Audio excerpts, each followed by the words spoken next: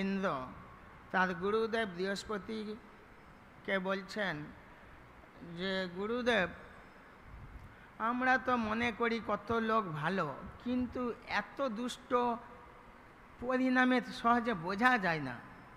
খালি মনে হচ্ছে তো ভালো, কিন্তু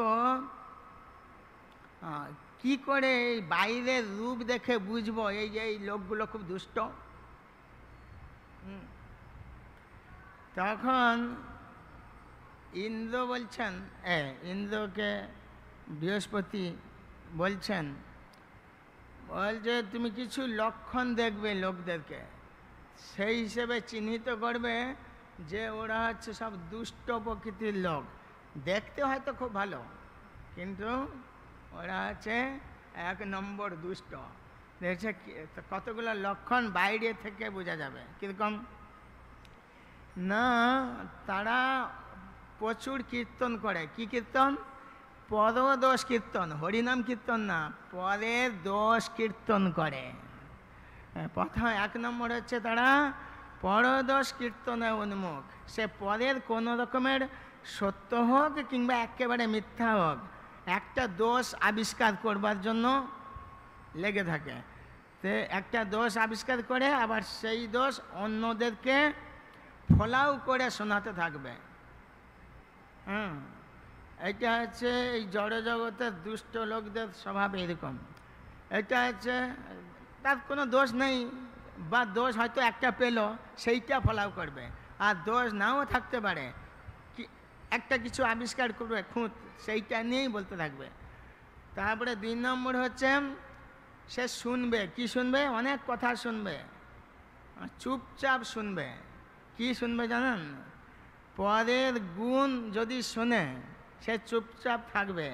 কোথাও কেউ যদি অন্যের গুণ কীর্তন করে, সেই কথা সে শুনে মৌন থাকবে, অর্থাৎ চুপচাপ হয়ে যাবে। সেগুলো মানে না শুনলেই হয়, চুপচাপ থাকে। এসব সে কত তো বলছে, বলুক গে, কিন্তু দোষ বললে কিন্তু সে লাফিয়ে উঠবে। তো তারপর সে কারো সদ্গুণ যদি তার নজরে পড়ে যায়, তাহলে সে কি করবে? তাকে ভালোবাসবে? মোটেই নয়, তাকে হিংসা করবে, ঈর্ষা করবে। তারপরে আছে 4 নম্বর, তার প্রায় তাকে দেখতে কীরকম হবে না, ঘন ঘন সে নিঃশ্বাস নেবে। এবার ঠোঁট কামড়াবে, হয় কখনো ঠোঁট কামড়ায়, আর ঘন ঘন নিঃশ্বাস ফেলবে, মাথা কাঁপাবে। এইগুলো এরকম তার বিকার, অষ্টসাত্ত্বিক বিকার। ওইরকম তার বিকার দেখা যাবে। হচ্ছে দুষ্ট প্রকৃতির লক্ষণ। তারপরে বলছে সর্বদা লোক সংসর্গে সে অবস্থান করে, একা একা থাকবে না, সে যেখানে লোক সেখানে যাবে। তারপরে ভালো মন্দ, হাবি জাবি, উল্টা পাল্টা, আজগুবি নানাবিধ সংবাদ সংগ্রহ করবার তাগিদেই সে সর্বদা লোকেদের সঙ্গে থাকবে। এই জন্য সে লোকের সঙ্গ করে। তারপরে সে একাকী কখনো থাকতে পছন্দ করবে না।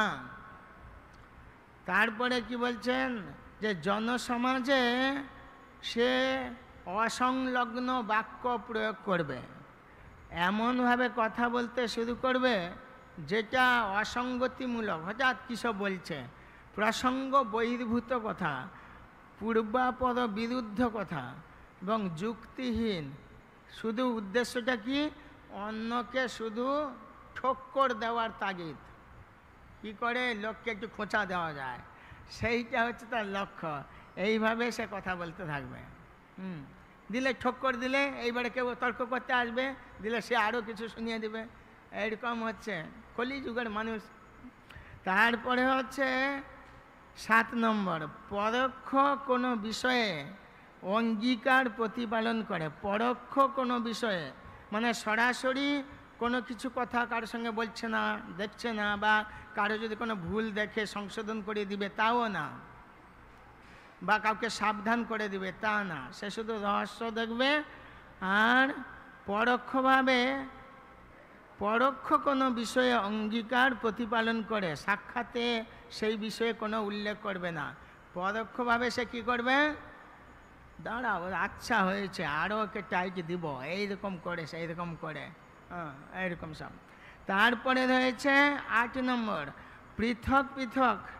এই লোকেরা খাবে কীরকম দেখো, তারা লোকদের একসঙ্গে বসে খাবে না, হ্যাঁ তারা কীরকম খাবে, পৃথক পৃথক, হয় আগে নাই পরে এসে খাবে, দিয়ে কি করবে, আহার করবে। আহারের পর সে কি বলবে যে আমি মোটামুটি ভালো খেয়েছি, না, বলবে আজ কোনো খাবার ভালো হয়নি বলে সে দোষ আরোপ করবে, কে রান্না করে কি ফালতু সব। তারপরে এইরকম হয়, এইভাবে জীবন চলে। আমি বলছি না, কিন্তু আমাদের বৃহস্পতি, দেবগুরু বৃহস্পতি বলছেন, বলছে এগুলো হচ্ছে দুষ্ট লোকের মনোভাব। তারপরে বলছে খাবার ভালো হয়নি, ঠিক আছে, খাবার ভালো হয়নি কিংবা তাকে বিশেষভাবে খাতির যত্ন করা হয় নাই, তখন সে কি করবে, সেই জন্যই সে কোথাও যেতে, কোথাও বসতে, কোথাও শুতে, সব কাজেই খুঁতখুঁতে ভাব থাকবে তার, যেহেতু সে একটা কিছু আলু ভাজা চাইছিল দেয়নি, সেই খুঁতখুঁতে ভাব সে চললো সারাদিন। বলছে এইরকম ব্যাপার যদি কিছু দেখা যায়, খুঁতখুঁতে ভাব, ওগুলো দুষ্ট চরিত্র। তারপরে বলছে 10 নম্বর, এটা শেষ কথা, কারো সুখ দেখলো, যদি কেউ দেখে যে হ্যাঁ এটা কিছু ভালো আছে, এই লাভ করেছে, সেই লাভ করেছে, ডিগ্রি পেয়েছে, অমুক, সে খুশি হবে বা উৎসাহ দেবে, তা না, সে তাকে হিংসা করবে, এর কি করে আমি ক্ষতি করি। তারপর সে হিংসা করবে। কারো যদি দুঃখ দেখে তখন তার আনন্দ আসবে, খুব ভালো। মহাভারতের শান্তি পর্ব থেকে 103 অধ্যায়ে এই সমস্ত কথা বলছে। এই ধরনের লোকদের বৈশিষ্ট্য হচ্ছে ওরা হরিকথাও মন দিবে না, হরিকথাও শুনবে না, অথচ সবার সব খবর সব কথা সে